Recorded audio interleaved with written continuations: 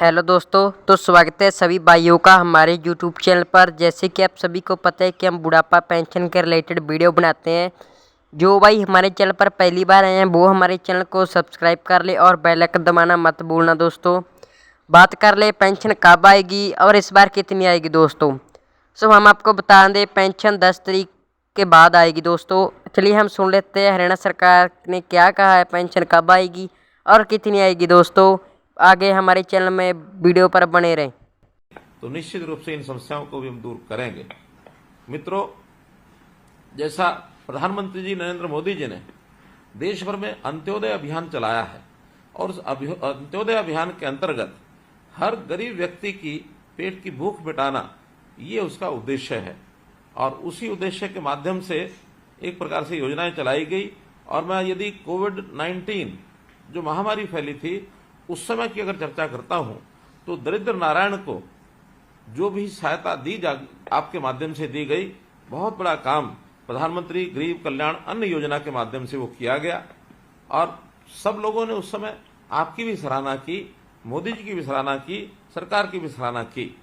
अब ये काम हम लोग जो कर रहे हैं ये आज से नहीं है, ये आजादी के समय से चल रहा है और आजादी के समय जैसी इसकी जरूरत हुई थी उस समय शुरू किया गया था। उस समय थोड़ा प्रकारांतर से कुछ काम ऐसे थे जो हम सीधा करते थे। आज युग बदल गया है, टेक्नोलॉजी ने भी उसका सहारा लिया है। उस समय राशन हमारे पास पहुंचता था, राशन लेने वाले आते थे। बहुत से लोगों को उनकी शिकायत होती थी कि हमको राशन नहीं मिला, हमको राशन कम मिला, हमारा राशन कोई और ले गया, हमारा राशन कार्ड कट गया। ऐसी बहुत सी चीजें ये सब होती थी। पुराने राशन कार्ड उनके अंदर सदस्य बढ़ाना, सदस्य कम करना ये भी आसानी से होता नहीं था। तो ये सब चीजें हमारे माध्यम से ही होती थी, लेकिन अब टेक्नोलॉजी के माध्यम से ये सब चीजें बहुत सरल हो गई हैं, बहुत आसान हो गई हैं। पहले हम अपने रजिस्टर रखते थे, उसके अंदर सब कुछ लिखना होता था और कभी भी उसका जो जांच करने वाले लोग आकर के जांच करते थे। लेकिन आज सब चीज एक प्रकार से ऑटोमेशन के माध्यम से ऑटोमेटिक हो गया है। हमको पीओएस की मशीनें मिल गई हैं और पीएस की मशीन के माध्यम से ही हर व्यक्ति का, कार्ड धारक का हिसाब रखा जाता है कि कितना राशन उसने लिया है, कितना नहीं लिया है। यदि इस महीने कोई व्यक्ति राशन नहीं ले जा सका है तो अगले महीने शेष बचा राशन भी वो ले जा सकता है।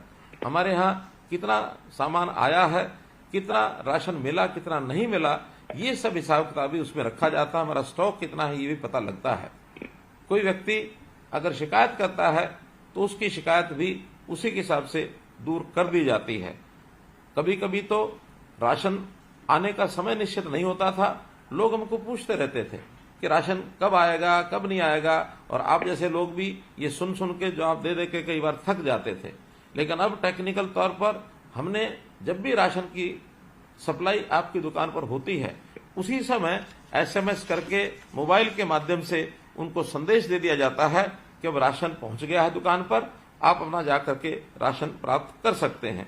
तो इस प्रकार ये जो सिस्टम बने हैं, इस सिस्टम ने आपके काम को भी सरल किया है और सरकार के काम भी सरल किया है, उपभोक्ता जो है उसके काम को भी सरल किया है।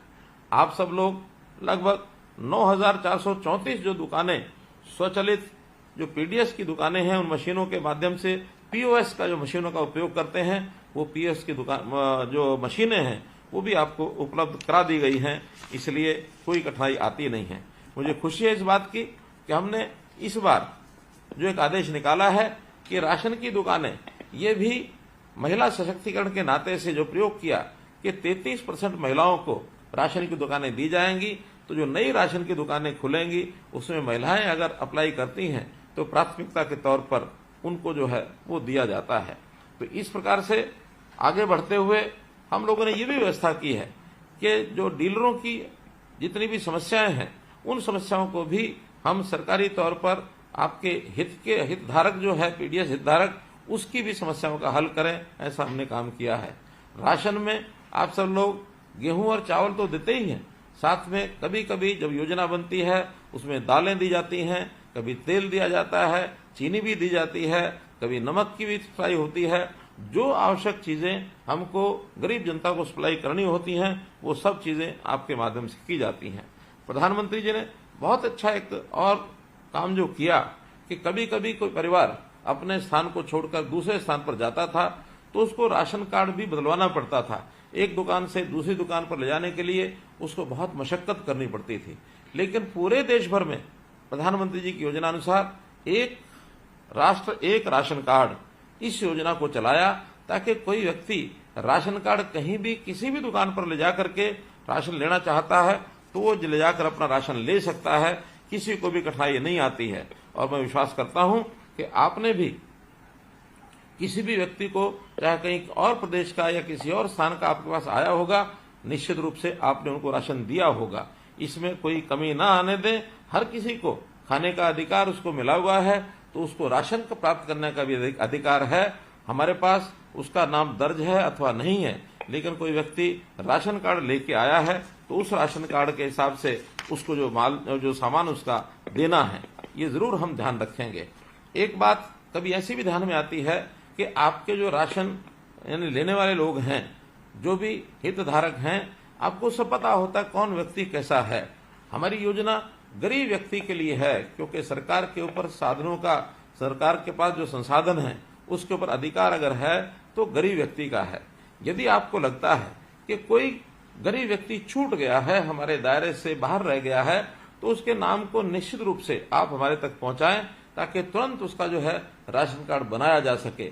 हाँ, एक दूसरा भी विषय कभी कभी होता है कि व्यक्ति गरीब तो नहीं है लेकिन किन्हीं कारणों से उसने अपना राशन कार्ड बनवा लिया।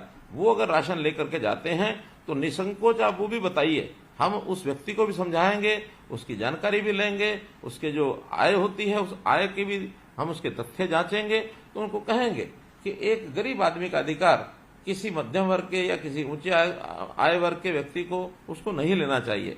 हमने तो अपनी ओर से एक बहुत बड़ी सुविधा की है। देश भर में आज जो बीपीएल है उसकी आय सीमा 1,20,000 रुपया वार्षिक है। हमने उसको बढ़ा करके पहले से ही 1,80,000 रुपया वार्षिक कर दी है। तो इस नाते से भी बड़ी संख्या में राशन कार्ड हमने पिछले दिनों बनाए। लगभग 12.5 लाख राशन कार्ड जनवरी 2023 में एक क्लिक के ऊपर हमने बनाए थे।